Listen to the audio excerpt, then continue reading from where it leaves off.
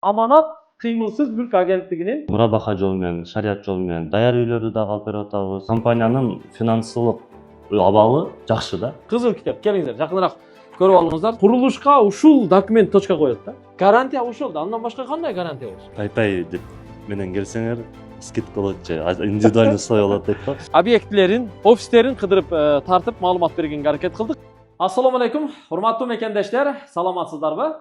Мен азыр Бишкек шаарында Вефа центрдин 10-кабатында Аманат кыймылсыз мүлк агенттигине келдим. Бүгүн сиздерге ушул кыймылсыз мүлк агенттиги аркылуу Бишкектеги 4-5 жерде курулуш кылып жаткан Алим курулуш компаниясынын объектилерин көрсөтүп беребиз. Тагыраагы көп кабаттуу үйлөрүндөгү батирлери, алардын локациялары, шарттары, баалары, аны кантип биз сатып алсак болот? Мына ушул тууралуу кенен маалымат беребиз. 2-3 объектисине дагы барабыз. Биз менен чогуу болуңуздар. Бул жигитти таанысаңыздар керек. Аманат кыймылсыз мүлк агенттигинин негиздөөчүсү. Бишкекте жаңы кеңсесин ачты. Эгер батир алыш керек болсо, үй алыш керек болсо, ушул кыймылсыз мүлк агенттигине кайрылсаңыздар болот. Дареги Бишкек шаары Горький көчөсү менен Советскийдин кесилиши, тагыраагы Вефа центрдин 10-кабаты. Горький тараптагы подъезден кирип, лифт менен 9-кабатка, андан тепкич менен 10-кабатка көтөрүлүп чыгасыздар. Биз куш келдик. Сөз башынан болсун. Ассаламу алейкум. Алейкум ассалам. Жакшы иштер? Шүгүр алхамдулилlah. Ишти баштадыңар. Баштадык. Умар мырза, Умар кыргыз деп интернет тармактарынан көп тааныйбыз. Сөз сизде болсун. Умар мырза, кана саламдашканча. Ассаламу алейкум мекендештер. Баарыңыздарга ушул Атаплаканын подписчиктерине буга чейин дагы биз реклама кылганбыз сиздерге. Сонун кардарлар келген. Бардыгыңыздарга рахмат. Анан негизи айтып кете турган нерсе, биз бөлөсү уже 6 айдан бери иштеп атабыз. Кыргызстанда 6 айдан бери иштеп, биз мурабаха жолу менен, шарият жолу менен даяр үйлөрдү дагы алып берип атабыз. Айтор үйлөрүн сатканда дагы жардам берип жатабыз. Курулуп жаткан үйлөрдү дагы алып берип атабыз. Анткени эмне үчүн? Биз заграница көп жүргөнүбүз үчүн биз бир эле Кыргызстандан эмес, Россиядан, Турциядан, Дубайдан да үйлөр сатабыз да. Ошол себептен биздин көпчүлүк кардарларыбыз заграница жүргөн адамдар да, мигранттар. Ошолор көбүнчө курулуп жаткан үйлөрдү же болбосо айтор даяр үйлөрдү алгысы келет. Бизге кайрыла турган болсо, биз өзүбүз жолдорун таап алып берген жардам беребиз. Сонун. Алим курулуш компаниясы менен силердин агенттигиңер конкреттүү бир келишим кылган, а? Ооба. Кандай келишим? Биз буга чейин 2 жыл мурун келишим түзгөнбүз. 2 жыл мурун түзүп процессти көргөнбүз да. Анткени бир компанияга ишениш үчүн бир определенный убакыт талап кылынат экен. Үй курулуп атабы, курулбай атабы, процесс кандай болуп атат, айтор этап менен үйлөр бүтүп атабы, документтери кандай, ошолор боюнча маалыматтарды тактап туруп, андан кийин тандап анан иштеп баштадык. Экинчи шарты бул адамдардын биринчи төлөм төлөй албаган үчүн биринчи төлөмү жок үйлөрдү дагы сунуштап алып бере алабыз да, без проблем. Сөз дагы да болсо башынан болсун. Алим курулуш компаниясы азыр шаарда канча жерде үй куруп атат? Азыркы учурда 4 жерде үй курулуп атат. Кайсы жерлерде? Рабочий городокто, Жалда, Аламедин бирде и Көкжарда. Анын ичинде баштапкы төлөмү жок кайсы объектисинде батирлер сатылып жатат? Баштапкы төлөмү жок бул Көкжарда. Котлован эми башталды. Котлован эми башталды. 60 айга бөлүп берилет. 60 айга. 60 айга. Бул 5 жыл деген сөз. 5 жыл. Мындай айтканда 3 жылда үй бүтсө, уже ремонт кылып жашаганча 2 жыл төлөй берет да. Ремонт кылып жашаганча 2 жыл төлөй берет. Бул деген сөз дагы эмнени билдирет? Бул компаниянын финансылык абалы жакшы да. Анткени булар көпчүлүк компаниялар үй бүтүп, все берилгенге чейин убакыт мөөнөт берилет. Анткени ошол убакытка чейин бардык нерсени расчет кылып, прибыльди алып кетиш керек. Буларда андай эмес. Булар 3 жылда үйдү бүтүргөндөн кийин дальше уже кардарлар төлөп жашаганча төлөй беришет. Булар мындай айтканда перспективаны алдыраакка коюшкан да. Сразу пайданы албай, булар наоборот строительство көп вложение кылып, элдерге биринчи төлөмү жок сатып салган да үйлөрдү көп эле. Ал жерде ошо Көкжардагы объектисинде канча батир бар? Общей сложности азыркы учурда 300дөй квартира бар. Көбүрөөк блок экен да, 7 блок бар. 7 блок даже. Ал боюнча азыр мисалы офисине барганда прям макети менен өзүнүн генеральный директорунан да толук маалымат алсак жакшы болот. Документтерин көрүп чыкса болот, Полный кызыл китап. Эң эле сонун жери үйлөрдүн бардыгы өздөрүнүн оформленный да, жерлердин бардыгы. Жерлери. Фирманын атындабы же жеке жактымбы? Жок, фирманын аты. Фирманын. Курулуш компаниясынын атында. Ооба. Жакшы. Биз Алим курулуш компаниясынын документтерин дагы бир катар өткөндө келип сүйлөшүүлөрдү жүргүзүп, бизди чакырган учурда барып карап текшерип көрдүк. Бар жогу жакшы экен. Анан Госстройдун реестринде да катталыптыр. Бул жагын да эске алып койсоңуздар болот. Азыр эми Госстрой, мамлекеттик орган, бийлик өзү курулуш тармагында талапты аябай күчөттү. Мындайча айтканда, талапты так аткарбаган курулуш компаниялары кээ бирлери жабылып кетип атат, кээ бирлери курулуш кылып атса, лицензияларын алып коюп атат. Ошон үчүн курулуш компаниялары да коркуп калды. Репутациясынан коркот. Ошо баягы курулушту өз убагында график менен тезирээк убадада кандай айткан болсо, ошондой кылып бүтүрүп бергенге аракет кылып атышат. Дээрлик бардык курулуш компаниялары. Туура? Алардын бири ошол Алим курулуш компаниясы. Азыр алардын кеңсесине барабыз. Вефа центрдин эле наркы маңдайында жайгашыптыр. Советский канча? Байтик Баатыр 37. Байтик Баатыр көчөсү 37. 37, Тиги жерде Медери көчөсүнө жетпейт, Ооба, Медерова. KG групптун биринчи кабаты болуп калат. KG групптун Биринчи кабат. Жакшы. Азыр ошол жакка бара алганда, эгер сиздер Алим курулуш компаниясынан батарея алабыз десеңиздер, анда аманат кыймылсыз мүлк агенттиги аркылуу аласыздар. Келип, ушул даректе сүйлөшсөңүздөр, ушул дарек аркылуу келишим түзсөңүздөр, жакшыраак болот. Вефа центр 10 кабат, түндүк тарабындагы блоктон киресиздер.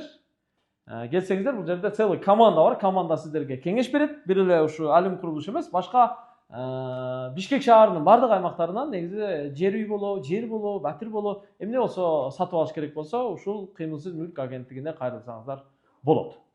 Анда баралы. Ооба, баралы. Анан айта турган нерсе, эмне үчүн бизге келсин деп атабыз? Мисалы, өзүнө барып деле алса болот, проблема жок.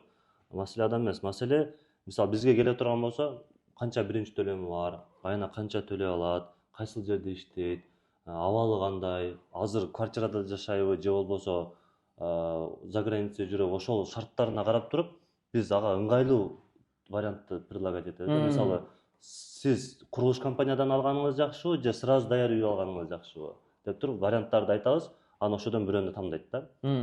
Неге бизге келсин деп атабыз дагы бир жол, анткени мисалы биз 4-5 банкка барып одобрение алып, маалымат тактагандан биздеге келсе, бизде бардык маалымат бар да. Курулуш компаниялар боюнча үй керекпи, бизге келет, бизде бардык маалымат бар, кайсыл компаниядан, кайсы суммага, кайсы райондон алганы выгодный болот, кайсы условия менен алса жакшы болот, ошол боюнча бардык маалымат бере алабыз. Сонун. Анда Алим курулушка башпагалы. Жүргүздөр, кеттик.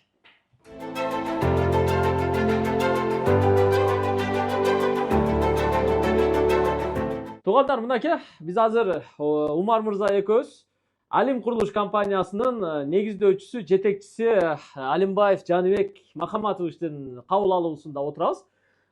Биз ошо көрсөтө турган объектилеринин документтерин дагы көрсөтүң деп талап кылып атабыз. Бул менин талабым, биздин көрүүчүлөрүбүздүн, батарея алуучулардын талабы негизи.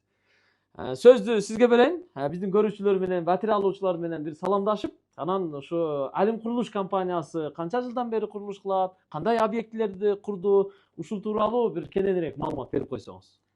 Саламатсыздарбы, урматтуу көрүүчүлөр, урматтуу кардалар. Менин атым Жаныбек. Алим курулуш компаниясы негизинен 2022 жылы 1 апрелде негизделген. Жана ошол күндөн бери тынымсыз эл кызматында жүрөбүз. Кудай буйруса, заманга жараша, замандын талаптарына жараша, бүгүнкү күндө бийликтин талабына жараша бардык иш кагаздарын мыйзамдуу түрдө алып кетип атабыз. Аны сиздерге бир далил менен көрсөтөлү деп бүгүн чечтик. Сонун болот. Эң эле негизгиси, Атакул мырза билесиз, биринчиден бизде кыргыз эли бар эле талап кылганы бул жердин менчиктиги, бул кызыл китеп деп элде айтылат.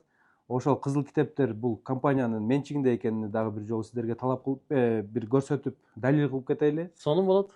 Бизде негизи 2 жылдан бери бүгүнкү күндө 4 объектибиз бар. 4 объект. Өзүбүз кылып аткан 4 өзүбүздүн жерлер менен 4 объектибиз бар. Бардыгы анын ичинде кызыл китеп, то есть компаниянын менчигинде. Сонун. Алгачкы объектиңиздерди куруп бүтүп элге тапшырдыңыздарбы ремонтко же эми тапшырылабы? Эң алгачкы объект каерде? Эң алгачкы объектибиз бул Пишпек районунда, рабочий городоктун ылыйында, ипподромдун астында. Ал жакта 2022 жылы 1 апрелде ошо котлованын баштаганбыз. Ошол биздин баракчабызда дагы далилдер бар. Астына баракча астын карап мындай көрсөңүздөр болот. Инстаграмдан. Ошол жакта биз капсула салып аткан аземилерибиз бар. Кудай буюрса бүгүнкү күндө ошол жактан бизден элдер алган биринчи төлөмү жок алган батирлерди Кудай буюрса мына 1 ай 1,5 айдын ичинде тапшырайлы деген. Ремонтко тапшырасыздар. Ремонтко тапшырабыз. Кээ бир батирлерди ремонту менен да кылып берели деп элдер менен келишкенбиз. Андан кийинки объектиңиздер каерде? Андан кийинки объектибиз ошо Аламедин районунда. Бул 16 этаждан турган премиум классындагы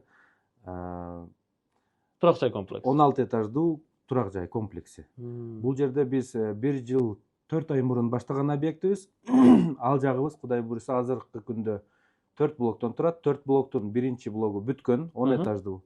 16 этаждан турган 2 блогубуз, ал 8 этаждын кабатын жаап атабыз. Кудай буюрса 3 блогубуз, ал нөлдөн чыгып атабыз, Кудай буюрса. 3 объектчи? 3 объектибиз бизде Жалыр, Кичи районунда. Жалдабы? Жалда. Хадича деп биз ат койгонбуз. Хадича турак жай комплекси. Хадича турак жай комплекси. Ал жакта бизде 130 батирден Кудай буюрса баары бесперона биринчи төлөмү жок, сатылып кеткен. Сатылып кеткен? Ооба. Ал жакта курулуп жатат бүгүнкү күндө. Курулуп атат. Ал курулуш дагы, ал жер дагы биздин компаниянын менчигинде жана бардык мамлекеттик документтери бар. Төртүнчүсү ошондо Көк Жар Кичи районуна куруп атасыздар? Ооба. Төртүнчүсү бул биздин эң кенжетай объектибиз, бирок эң чоң объектибиз. Болгону бардык саны менен 494 батири болот.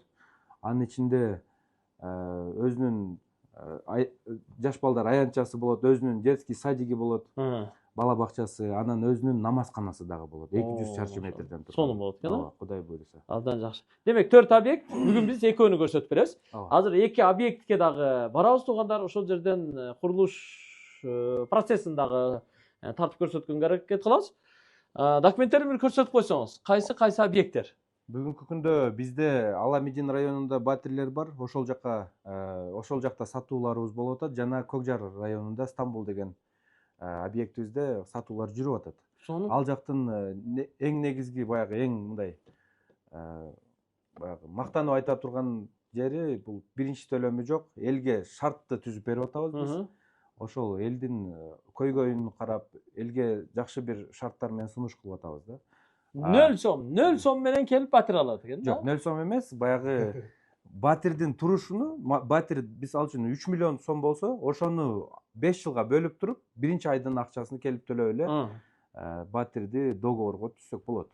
То есть баягы башка курулуштарга окшоп 30%, 50% деп биз элдерден талап кылмай жок. Жакшы. Жакшы. Демек, объекти, чоң объектиңиздерди беспервоначальный, баштапкы төлөмү жок, канча жылга чейин? 5 жылга чейин. 5 жылга чейин. 5 жылга чейин бөлүп төлөө жолу менен берип атсаңыз, анда сиздердин запас курулушка болгон, ошол акчаны актатканга болгон да капиталыңыздар түзүк эле экен, Кудай буюрса жакшы. Себеби биз биринчи объектибизди баштап атканда дагы ошол принцип менен, ошол финансовый бир система менен куруп баштаганбыз. Мына аны далилге бизде устав бар, билесиздер. Уставта баягы устав 2024 жылдын 1 январынан баштап мамлекет бир талаптарды кое баштады. Эгер курулуштарыңар 15 миңден ашса, анда сөзсүз түрдө компанияңыздардын бюджети жок дегенде $1 миллион болуш керек деген бир талаптар бар. Капитал. Ал талаптарга биз толугу менен жооп беребиз. Бүгүнкү күндө биз уставдык капиталыбызды 2 миллиондон ашыгына көрсөткөнбүз да. Ал запас. $2 миллион менен ашыгынан көрсөткөнбүз. Муну билбейм, ким кандай түшүнөт. Мен мындай жалпак тил менен түшүндүрөйүн. Кыскасы, курулуш компаниясы курулуш кылыш үчүн мамлекетке залог коет. Залог дегенибиз акчалай түрүндө же башка түрдө туура. Демек, эртең кандай гана учур болуп кетпесин, курулуш кокус токтоп кала турган болсо, мамлекет ошол каражатты өзүнө кармап, мамлекет өзү бүтүрөт деген сөз да. Туура. Демек, бул жагы уверенность да. Кыргыз Республикасынын жанагы курулуш агенттигинин талабы ушундай болуп атат. Ооба. Сонун, демек уставдык капиталыңыздар бар. Ооба, уставдык капиталыбыз бар. Буну эгер кааласаңыздар биз кардарларыбыз келип бир текшеребиз, көрөбүз десе көрсөткөнгө биз даярбыз. Сонун. Так, Анда документтерди көрөөнчү. Аламедин районундагы объектиден баштайлы, Ал жакта 1,5 жылдан бери жумуштар жүрүп атат. Бүгүнкү күндө барсаңыздар далил менен көрө аласыздар. Эгер баягы ишенбесе элдер биздин кардарларыбыз ошол жерден алган кардарлар менен дагы бир маек түзсөк болот башка күнү. Мына бул биринчи эле бисмилла дегенде ошо кызыл китебибиз 65 соткадан турган. Кызыл китеп, келиңиздер, жакыныраак көрүп алыңыздар. Так, мамлекеттик менчиктигин аныктаган кызыл китеп. Так, почти 75 сотук экен, а? 75 сотук. Аламедин районуна карайт. Адаштырып алдым мен сиздерге. Көк жардыкны берип алыпмын. Аламединдикин берейин да. Аламединдикин. Аламедин. Бул жерде 2 пакет документ бар экен да? Мадина 65 сотук дейт го. Так. Так, мына Аламедин району 65 сотук экен, а? Так. 65 сот. Назначениясы. Так, назначение кайда турат? Ылдыйда целевое назначение земельных участков дейт, а? Так, бул кайда жазылат? Ошонун астында. Мына 16 этаж турак жай комплексин курууга багытталыптыр, а? Автопаркинги менен экен. Ооба. Так, жакшы. Көрдүңүздөр. Жердин ээси, так, мына көрдүңүздөр. Алимстрой жоопкерчилиги чектелген коомуна жеке менчигине таандык экендигин аныктайт. Демек, фирманын атында экен да? Ооба. Бул жердин жалпы түзүлүшү, көрүнүшү экен, аянты, Так, демек, жер менчик. Андан кийинки документ бул архитектурно-градостроительный заключение, бул шаар куруу корутундусуна бекитилген бир документ. Пландаштыруу. Пландаштыруу. Архитектуралык пландоо иш кагаздарын топтому. Ооба. Так. Бул дегени дагы бир баягы макулдук кагаздарынын башталышы дегени. Андан кийин инженерно-технический условия деп берилет. Ооба. Так, бул инженердик техникалык шарттары толукпу же биринчи этаппы? Бул биринчи этап. Биринчи этап. Ооба. Курулуп бүткөнгө чейин экинчи этап алынып, андан кийин уже ошол инженерный сеттер кошулат. Так, демек түшүнүктүү. Бул жерде целый пакет кылып даярдаган. Муну дагы келип өз көзүңүздөр менен көрүп алсаңыздар болот. Андан кийин мына экспертизанын туура корутундусу. Ушул чече турган курулушка ушул документ точка коет да. Курулушка туугандар. Мамлекеттик экспертиза оң корутунду бербесе, анда курулушту баштай албайт, котлованына каза албайт да. Бул эң акыркы точка да. Бул дегени бардык нормаларга, шарттарга туура жооп берет. Курулуш эч кандай зыяны эч кимге келбейт деген. Күн каяктан чыгып кантип кирет дегендеринен бери изилдеп, анан ошого жараша уруксат берет. Уруксат беришет. 2023 июль айында оң корутунду алган экен. Ооба. Демек жакшы, сонун. Андан кийин мына баягы регистрация. Бул реестр го, реестр строящихся объектов деп коет. Баягы шаарда курулуп аткан объекттердин баарына госстрой органы. Азыр реестрге койду. Ооба. Бул ошол маалда эле реестрде бар болчу. Реестрде бар. Ооба. Бул справкасы экен, а? Подтверждениясы. Бул азыр туугандар, дагы бир жолу кайталап айтайын. Азыр госстройдун талабы боюнча госстрой өзү акыркы 1 жылда сайтын жандандырып, ошо сайтта атайын реестр койду. Реестрде Кыргызстан боюнча мектеп болобу, мечит болобу, көп кабаттуу үй болобу, мамлекеттик объект болобу, кайсы жерде кандай курулуш болуп аткан болсо, ошол курулуштардын реестрин жарыялаган. Ошол жерде ошо көп кабаттуу үйдүн мындайча айтканда тизмесинде силердики да бар экен. Ооба, сөзсүз. Патер алуучулар үчүн дагы, карапайым калк үчүн жакшы болду. Бул боюнча маалымат берген биз үчүн да жакшы болду. Анткени Алим курулуш компаниясынын объектилерин тартууга келе жатканда биз госстройдун сайтын карайбыз. Сайтын ачып карта боюнча караганда ошол айтып жаткан даректерде көрсөтүлүп турат. Бардык документтери так, ушул жерде курулуш жүрүп жатат, курулушка уруксат берилген деген маани. Ооба. Мына реестрден да текшерип алыңыздар. Так. Анда эмесе биздин жаңы башталып аткан ошо Көк Жарда баягы кенже объект издөбөдүк. Ошол жердеги мына объектинин Истанбул деген объектибиздин аты. Бул жакта биздин менчигибизде жер. Бул дагы. Так, 75 сотук экен, а? Ооба, бул 75 сотук. Так. Ээси, мына бул жакта ОСО Алимстрой дейт, а? Ооба. Сиздерге өтүптүр да, а? Многоэтажный жилой дом дейт. Ооба. Анакей. Зор экен да. 75 сотукка канча блок түшүп атат эми? 7 блок түшүп атат. 7 блок. 494 батир. 494 батир. Ал жерде канча бөлмөлүү батирлер эми? 1, 2, 3 бөлмөлүү батирлерди караштырганбыз. Бардык пландары ойлонуштурулуп, өзүбүз ошол архитекторлор менен отуруп, жеке маек кылып, ошолор менен чогуу пландаштырган. Пландаштырылган. Ал жакта биз жада калса баягы туалетти куланы караттырып, же тескери бурулуп, ошол жактарынан бери ойлонуштурулган.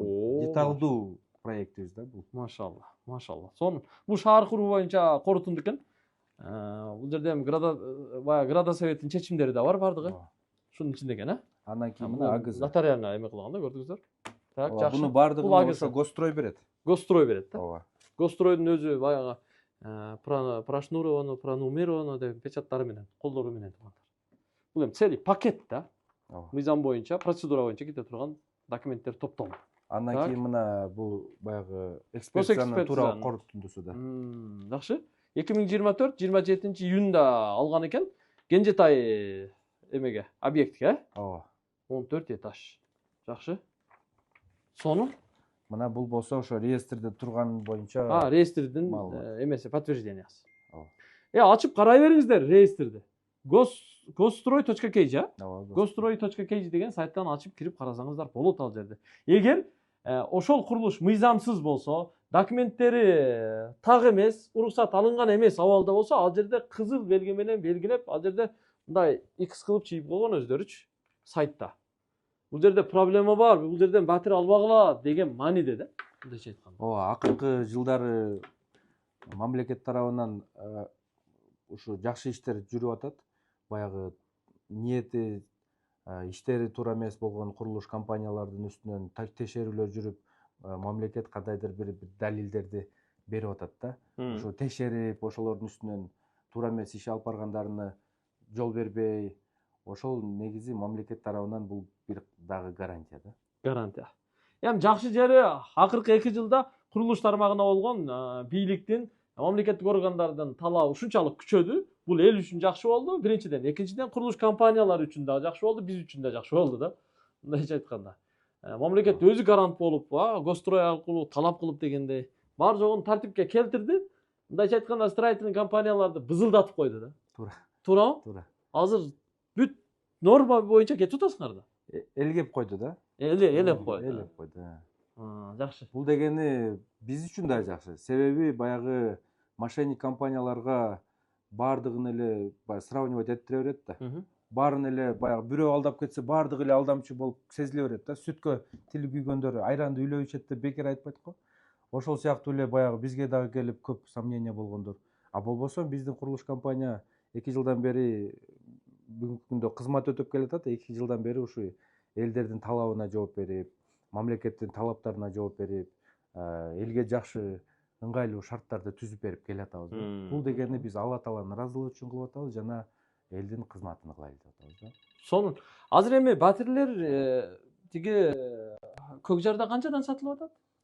Биз негизи шаар куруу пландоо боюнча президентибиз Садыр Нуркожоевич Жапаровдун позициясына колдойбуз. Шаарды бийигирээк өстүрөлү деп, анан бийик өстүргөнгө жараша жөн эле эконом класс албай, бир аз кымбатыраак болсо дагы баягы бизнес класстагы мындай эртең сыймыктана турган объектилерден болсун деп биз бизнес классындагы үйлөрдү салабыз. Машалла. Алардын баасы $1000. $1000 болот. Квадрат. Ооба. Аны биз 5 жылга бөлүп беребиз. 5 жылга. Ооба. Мисалы айтканда, жана башында айтып кеткендей, батирдин баасы $43,000 болсо, 43 квадрат үй. Ошону биз 60 айга бөлөбүз. Болжол менен bir ay сайын 55,000 сом төлөйт да, ай сайын.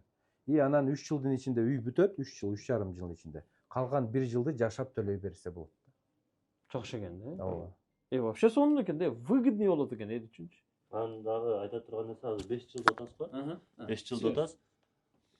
Мисалы көп строительный компаниялар 5 жылда бөлүп беришет, 3 жылга чейин бөлүп берет да. Бирок 3 жылдан кийин алардын строительствосу бүтөт. Бул жакта 5 жылга бөлүп берилип атат. Строительство 5 жылдан кийин бүтөбү же кандай болуп калат ушунда? Жок, биздин курулуштар 3 жылдын ичинде бүтөт, 3,5 жылдын ичинде бүтөт. Калган 1 жыл, 1,5 жылда ошол жакта ремонт кылып, ыкыр-чыкырларны билип, анан дальше төлөп, ошо жашап, еще төлөй беришет да. Курулуш этабы бардык блоктор, 7 блок мисалы бир бүтөбү, же биринчи алгачкы этапта мисалы 3 блокту бүтүрүп, ремонтко тапшырып, кийинки блоктор кетеби? Жок, андай эмес. Бардык курулуштар бирдей жүрөт. Болгону ар бир 7 блоктун биринчи блогу 3 этаж алдыраак жүрөт, экинчи блогу ошентип эле бири-биринин артынан эле Кете берет. кубалап кете берет. Жакшы. Анча-мынча элеги жетпей калганына машина төлөө, машинага алмаштыруу, эски батирлерге алмаштыруу, особняк үйлөр болсо аларга алмаштыруу шарттарын карай бересиңерби? Ооба, сөзсүз түрдө. Анткени мисалы үчүн үйүндө кээ бирлердин 2 машинеси болуп калып, анан батир алыш керек болуп калып, 1 машинесин беребиз десе, аны деле ала беребиз.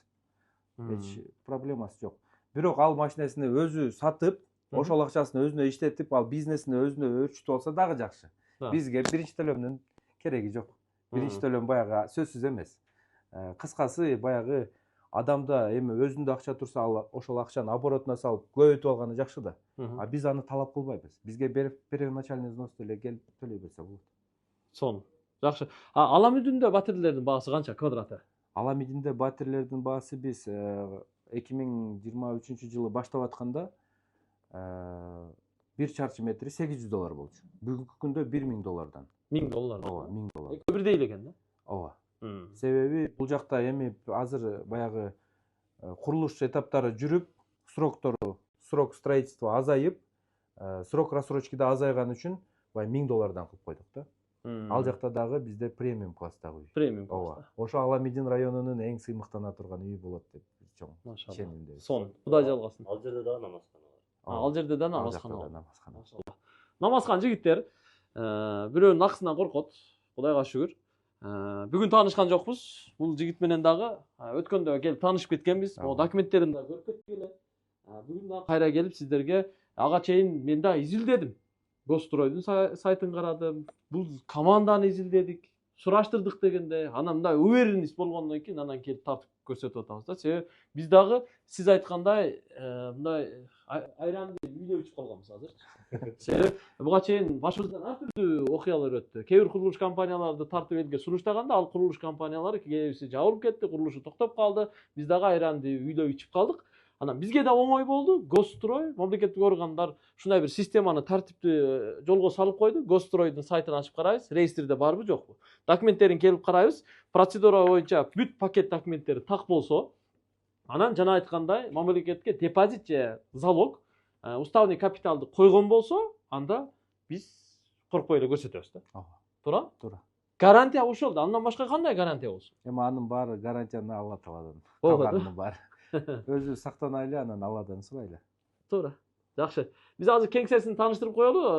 Ошол Аламүдүн турак жай комплекси, бул жактагы Көкжардагы Стамбул турак жай комплекстеринин макеттери бар. Бир катар түшүндүрүп. Ооба, азыр жүрүңүздөр, биз сизге как раз офисти көрсөткөнчө, ошол жактагы объектибиздин дагы макеттерин көрсөтүп, элдерге бир тартуулап коелу. Бул дарек Бишкек шаары, Байтик Баатыр көчөсү 37 дарек экен. Жана KG Group курган үйдүн биринчи кабаты, ошо чоң көчө жагынан киресиздер.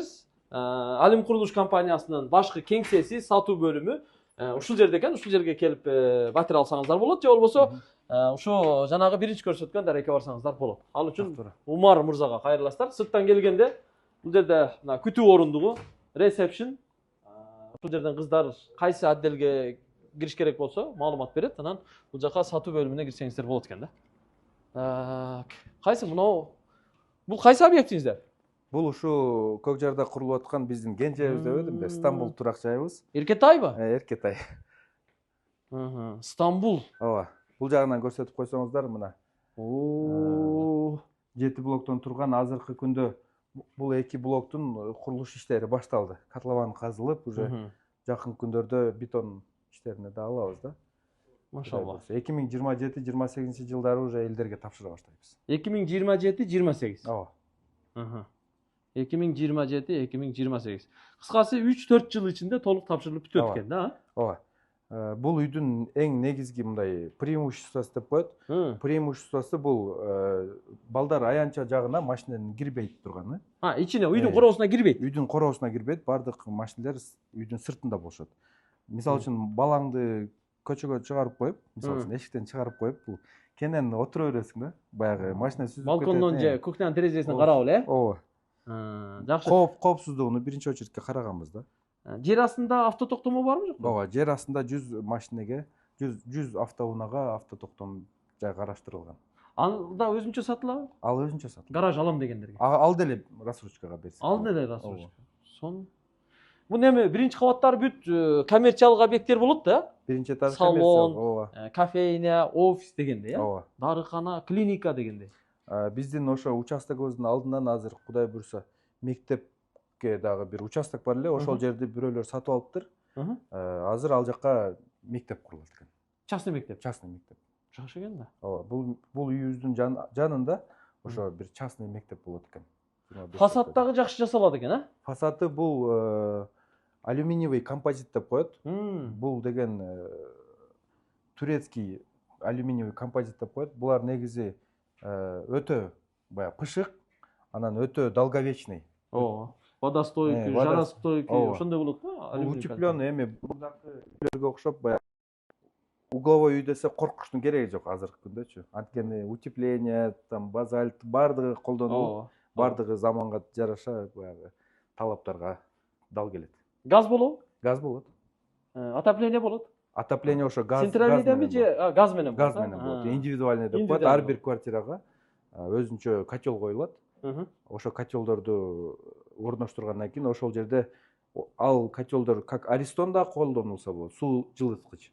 Жана ошо үйдү жылыткыч да кылып колдонсо болот. Азыркы күндө ошондой техникалар жетишкен. Индивидуальный котельный дагы эл үчүн мындай эффективдүү болуп калды. Анан колдонуу оңой экен. Ким каалаганча колдонот да. Температураны өзү регулировка кылат, туурабы? Кааласа ноябрда жандырат, кааласа эмне сентябрда жандырат. Кааласа мартта өчүрөт, кааласа майда өчүрөт да. Өзүн өзү контролдойт. Чыгарышасың ошого карап. Лифттерчи? Бирден лифтпи же экиден лифтпи? Ар бир подъездде? Ар бир подъездде бизде проект боюнча 2 лифт каралган. Ошо проект боюнча биз 2 лифт коебуз. Бул жакка биз жок дегенде бир $50,000 лифттен коебуз. Бир. Жакшы лифттер. Ооба, эң жакшы лифттерден коебуз. Себеби объект чоң. Бул жерге азыр башынан жакшы кылып кетсең, эртең күнү ремонт кыла берип чарчабайсың да. Ошол себептен биз азыртан жакшы кылайлы деп атабыз. Азыртан. Ошого ниетибиз азыртан ошо жакшы кымбат лифттерден коелу дегенбиз. Ошону Кудай буйруса аткарабыз. Буга чейинки мына биздин Пишпектеги объектибиз ушул да. Ушул макетти 2,5 жыл мурун баштаганбыз да. Азыркы күндө крышасы уже жабылып атат. Уже каркасы, крышанын каркасы бүттү. Бүгүн мына листтерди сатып алып бердик. Бул объект уже жабылып атат. Бул объекттин өзгөчөлүгү, бул дагы без первоначальный взнос 5 жылга элдерге сатылган. Азыр 2,5 жыл дегенде объект бүттү. Кудай буйруса элдер дальше жашап төлөй беришет да. Дагы 3 жыл элдер жашап төлөй беришет. Элдер алганда мурда эми инфляция боло эле келет. Могу акыркы 1 жылда инфляция катуу болуп кетпедиби? Биз сатып атканда $550 болчу. Бүгүнкү күндө перепродажа болуп атат биздин эле кеңсебизден. Алар $850, $900 сатып атышат. Почти 2 эсе. Почти 2 эсе. Кыска эле аралыктын ичинде 2 жыл да? Ооба. 2 жылда. Азыртан батирге, квадратный метрге инвестиция кылып койсоңуздар, элдердин өзүнө жакшы. Эртең бүтөйүн деп атканда, ал сиздердин квартираңыздар, сиздердин атыңыздарда договор менен турган болот. Любой момент буну сатып жиберип акча кылып алсаңыздар болот. Буга биз жардам беребиз. Акчаны кармап турат да, мындайча айтканда. Зато байлыгыңыз бар, мүлкүңүз бар, акчаңыз бар дегендей да.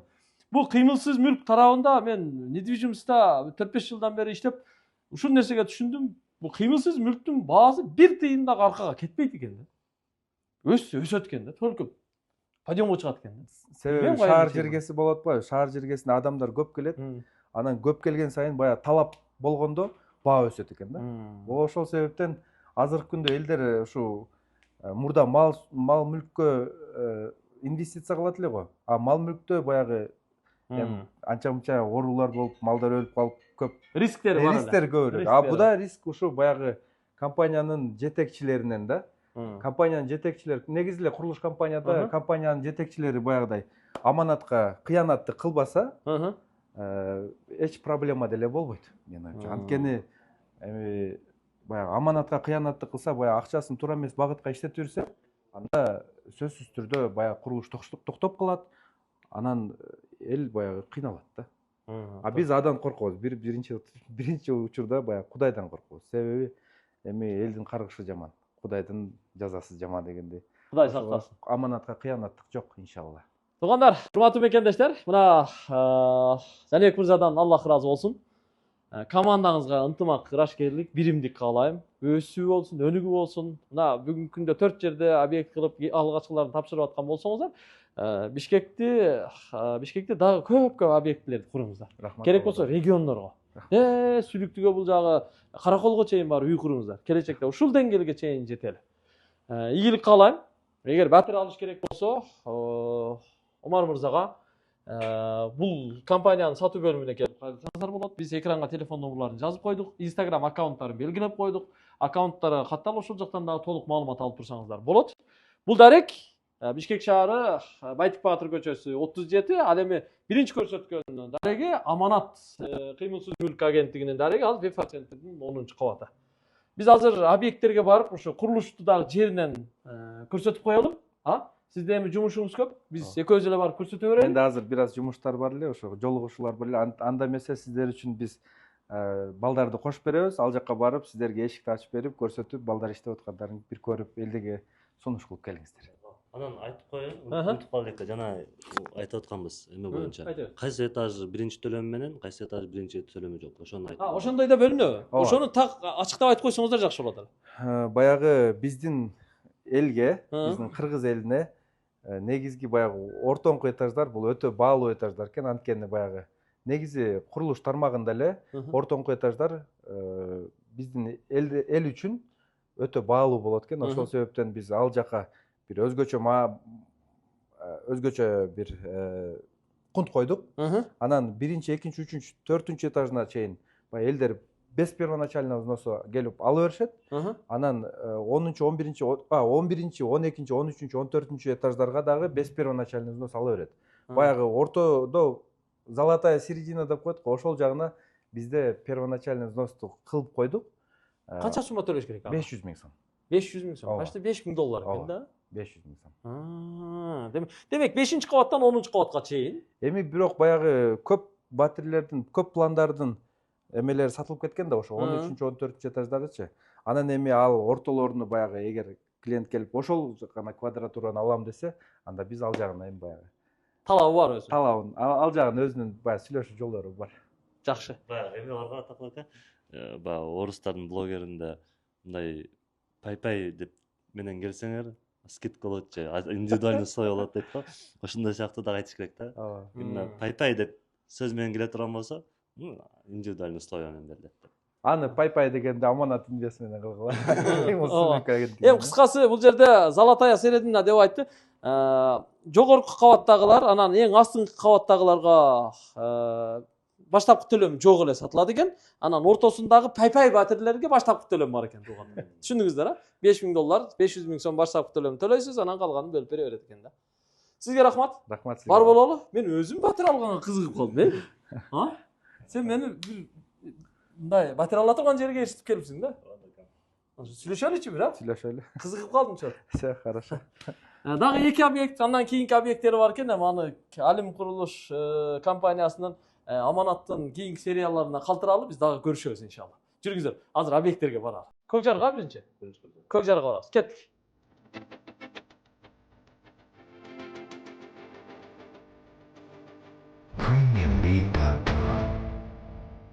Туугандар, келиш оңой эле болду. Биз Стамбул туракча комплексинин курулуп жаткан дарегине келдик. Далили менен жеринен көрсөтүп беребиз. Азыр Көкжар Кичи районунда, тагыраагы Көкжарга келдик. Алмата проспектиси менен Акымбаев проспектисинин кесилишинде айлампа бар. Ошол айлампадан жогору көздөй чыгып келе жатканда Заман деген ресторан бар, сол тарабында. Наркы бети Ботсат. Заман ресторандан өтүп эле Күйүкова көчөсүнө тетиги жерден бурулуп, андан бери 200 метр жүрүп келет экенсиздер. Оң жакта мына курулуш объектисинин айланасы бүт тосулуп тур. Ушул жерде курулуш башталыптыр. Жалпы ушу 75 сотук жер аянты ушул жер экен да. Ушул жерде 7 блок түшөт. 7 блок ушул жерге түшөт. Жанагы макетте кандай көрсөтүлгөн болсо ошондой болуп түшөт. Ошондо мектеп могул жер болуп калат го дейм. Жана айтып Мектеп? атпаймынбы? Частный мектеп. Мына нар жагы. Мону сатып алышыптыр да, могудан кийинки жагы. Мектеп, менчик мектеп жанында болот экен да, Жанында жакшы. болот да. Өзүндө детский садик, детский площадкалары, парковка зоналары полный ичинде болот. Мына узакты карасаңыздар, курулуш жерде котлован казуу иштери жүрүп атыптыр. Техникалар мына гүлдүрөп иштеп атыптыр. Бул эми биринчи алгачкы 2 блоктун котлованы экен да.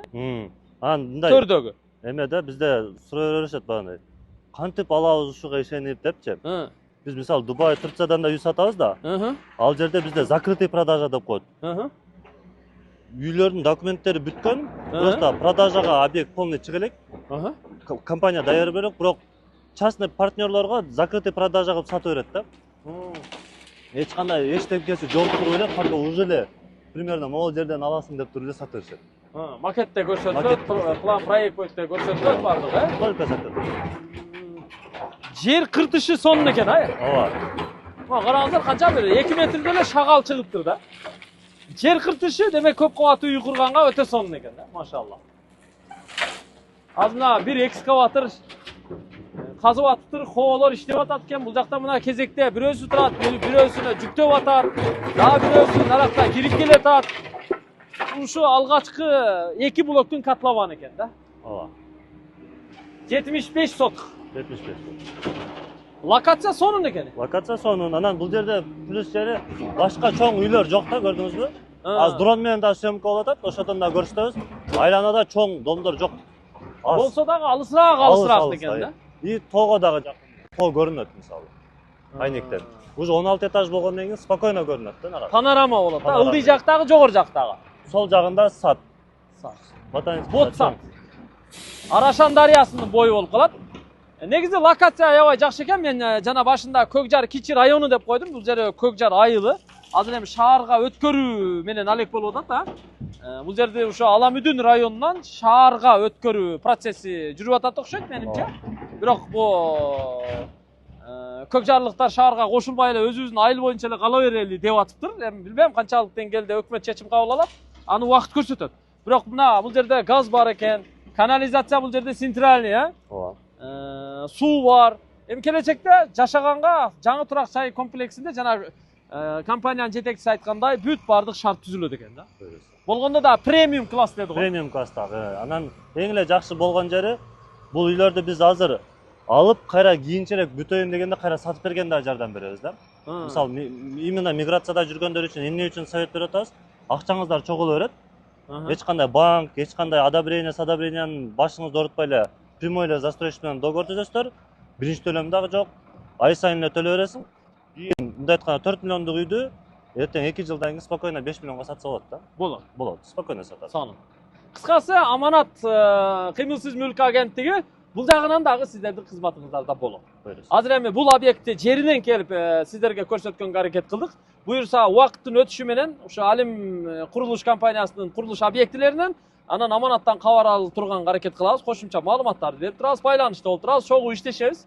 Кыскасы кабар алып турабыз. Анан азыр кийинки объектке баралы. Ооба. Ал Ылдыйда Аламүдүн базары жака Лебединовкада экен, базарга жакын экен. Анда ошол жака учуп баралы.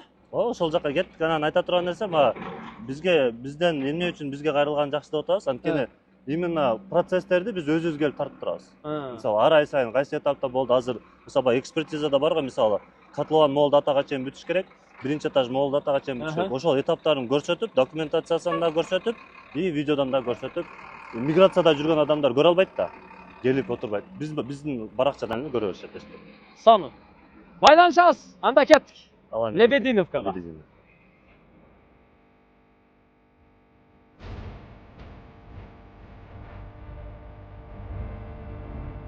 Бул экинчи объект туугандар. Мынау көчө ушу Бишкектеги Ленин көчөсү экен.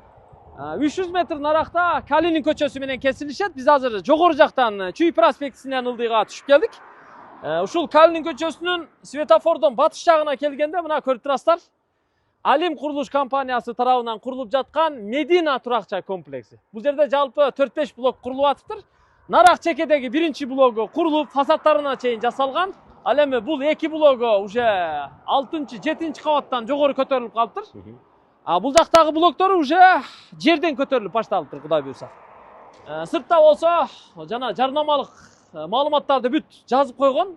Нары бери өткөндө көрүп окуп өтсөңүздөр дагы болот. Паспорт объекттан аке. Начальниктин номери, прорабтын номери. Бул жакта ушу керектүү болгон маалыматтар жазылыптыр. Курулуш 2023-жылдын март айында башталган. 2026 жылдын 4-кварталында бүтөт экен. Тагыраагы дагы бир 2 жыл 3 ай, 2 жыл 4 ай бар экен да бүтүшүнө чейин, толук бүтүп тапшырылышына чейин. Кана, Умар мырза, жүрүңүз эми. Өзүңүз маалымат бериңизчи. Сиз анткени аманаттын Алим курулуштун өкүлүсүз, туура? Өкүлүбүз, ооба. Так, каска кийип алышыбыз каска керек кийип экен, талап боюнча. Кана, бисмилла. Так, бизге ушу курулуштун башчысы уруксат берди. Кирип азыр мына көрүп чыгабыз.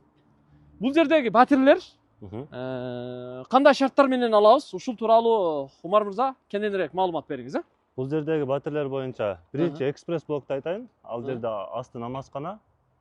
И ал жердеги квартиралар уже только наличкага сатылат. Экспресс блок дегенде ошо биринчи курулган биринчи блок, Биринчи блок. Ал уже бүтүп, жакынкы убакта уже ремонт иштерин баштаса болот да. Бул эки блок, могул 3 блокто болсо, бул жерде биринчи төлөм 30% менен алса болот. Плюс биринчи этажы коммерческий помещение, асты болсо уже парковка болуп калат, кечиресиз. Асты. Ооба. Бул жерде дагы бир калп айтпасам 40 эле үй калган общий. 40 эле батир бар. Анткени эмне үчүн биринчи төлөм менен сатылып атат? Булар уже биринчи төлөмү жок сатылган да. Уже адамдар полностью продажа болгон. Уже калган эле квартиралар калган да. Ошол квартираларды элдер уже первоначальный башында без первоначальный взнос алып туруп, определенный срокко чейин төлөндү да. 30% да, грубо говоря. Эми просто ошо 30% берип туруп эле калган айды улантып кетиш керек да. Ошол үчүн эле болбосо до конца эле без первоначальный взнос сатышат эле. Просто уже сроктон кыскарып калды. Бирок бул жер 40 айга эле берилет. 40 айга. 40 айга. 40 ай. Нарактыкы болсо, Стамбулдуку 60 ай эле 5 жыл болчу. А бул жерде болсо 40 ай, 40 ай канча? 3,5 жыл. 3,5 жыл. 3,5 жыл болуп калат экен да. Мындай айтканда 2 жылда уже объект бүтөт. Даже 1 жыл уже ремонт кылганча, жашаганча төлөп койсо болот да. Ремонт кылганча, жашаганча эле. Просто бул компаниянын именно ошол жагы плюс болуп атат да. Адамдарга именно стройка бүткөнгө чейин эле бөлүп бербей, а бир аз срогун чозот. Дальше төлөп жашаса деле болот, ремонт кылып жашаганча төлөсө болот. Именно ошол жагы плюс болуп атат да. 1 жыл, 2 жыл плюсу менен да. Башка мамлекеттерде мисалы көпчүлүк айтат, балар Дубай менен окшошко, Москвада эле болуп кетти го депчи. Просто бир нерсени билиңиздер, Дубайда бир эле погода бар да. А бизде 4 погода бар. Биздин абабыз, биздин Кыргызстандын жери мындай аябай эле чүрүп салбаш керек да. Биздики керек болсо Дубайдан лучше. Неге дегенде бизде 4 сезон бар. Кудайга шүгүр, абасы, тамак ашы болобу, бардык жагы жакшы. Эмнеге үйлөрдүн баалары анча кымбаттап атат? Анткени могул именно могул сырттагы мамлекеттер ортосундагы кызуучулар айтор именно геосаясий туруксуздук. Геосаясий туруксуздук. Адан тышкары бизге мындай арматуралар четтен келет го. Ошолордун келиши, айтор ошолордо дагы баалар кымбаттаган себебинен дагы баалар кымбаттап кетти да. Анткени 2 жылдын ичинде үйдүн баалары тез көтөрүлгөн себеби ошол болуп калды. И спрос көбөйүп кетти. Мисалы Россиядан толтура адам уже бизде Кыргызстанда жашап атат. Түшүнүктүү. Демек бул жерде туугандар батирлердин баасы $1000 квадраты, 40 айга чейин бөлүп төлөө жолу менен алсаңыздар болот. Баштапкы төлөмүн төлөйсүздөр. Локация жакшы жерде экен. Мына айланасында көп кабаттуу үйлөр алыс экен, наракта да бирөө бар экен. Эми келечекте бул жака деле үйлөр толсо керек. Бул 5-10 жылдан кийинки көрүнүштү элестетип атам. Жери дагы кенен экен. Ушу үйлөрдүн нарагында, берагында, ортолорунда да ушу жашоочулар үчүн шарт. Ал деген парковка, озеленение, освещение, да? Детский площадка, парковка деген сыяктуу шарттары мындай кенен эле болчу да экен. Ооба, эң жакшысы закрытый территория болот дагы, полностью жабык и охранасы менен болот. Азыр мисалы казактардын башка роликтерден да көрүп атабыз да, жаш балдарды көчөдө ойноп аткан жеринен эле жүр десе кетип калып атат да. Ошентип жаш балдарды урдагандар көп болуп атат. А именно полный закрытый болгон жакшы жери балдар ичинде ойной берет, кыжалат болбойсуң да. Балаң эшикте ойноп келе турган болсо. Азыр ошондой болуп калды го. Мынакей. Мисалы, могул жерге полностью коммерческий помещение болот. Могул подвалы дагы, үстү дагы. Анын астында дагы бар экен, а? Курулуш мощный. Көзсүзсүң, сонун болуп атыр. Ошол бересе. Биз эми толук маалымат бергенге аракет кылдык. Эгер үй, батир, жер, кыймылсыз мүлк, коммерциялык имараттар керек болсо, аманат кыймылсыз мүлк агенттигине кайрылыңыздар. Ал эми курулуштан батир керек болсо дагы ошо аманатка кайрылсаңыздар болот. Биз бүгүн атайын убакыт бөлүп объектилерин, офистерин кыдырып тартып маалымат бергенге аракет кылдык. Ыраазы болуңуздар. Бул чек эмес, дагы да болсо кабар алышып турабыз. Экранга номерларды жазып койдук. Мен жыйынтыктоочу сөздү берейин. Жыйынтыктап коелу, анан лайк басып, бул видеону башкаларга бөлүшүп коесуздар. Биринчиден сизге дагы чоң рахмат, Атаклы ака. Көрүүчүлөргө көргөнүңүздөр үчүн чоң рахмат. Анан сиздерге дагы бир жакында боло турган жаңылыкты айтып коеюн. Ушул сентябрь ичи буйруса, Россияда официалдуу түрдө иштесеңиздер, любой регионунда, Кыргызстандын любой регионунан даяр сразу кирип жашай турган квартира же болбосо жер там дагы алып бере алабыз. Толук маалымат алыш үчүн номерлерге кайрылсаңыздар болот. Сонун. Аманчылыкта көрүшөлү. Ассалому алейкум.